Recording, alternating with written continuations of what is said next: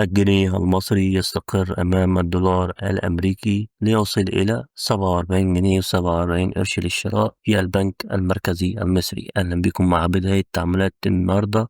هنستعرض آخر تحديث لسعر الدولار قدام الجنيه في البنوك المصرية وبعض البنوك المركزية. سعر الدولار قدام الجنيه المصري بدأ في تعاملات اليوم النهاردة على استقرار واضح ومفيش أي تحرك كبير في الأسعار. في البنك المركزي المصري سجل الدولار شراء 47 جنيه و47 قرش، 47 جنيه و61 قرش للبيع. أما في البنوك السعر كان سجل 47 جنيه و50 قرش، 47 جنيه و60 قرش. ده الكلام ده على البنك الأهلي وبنك مصر وبنك الإسكندرية. أما في بنك CIB فكان تقريبا نفس السعر. نيجي بقى في بنك البركة، في السعر كان 47 جنيه و45 قرش للشراء، 47 جنيه و55 قرش للبيع.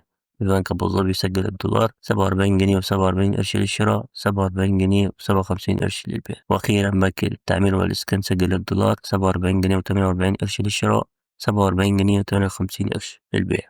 لو حابب تتابع أخبار الدولار والعملات وأهم الأخبار الاقتصادية أول بأول، متنساش تعمل لايك وتشترك في القناة عشان يوصلك كل جديد من فيديوهاتنا. سلام.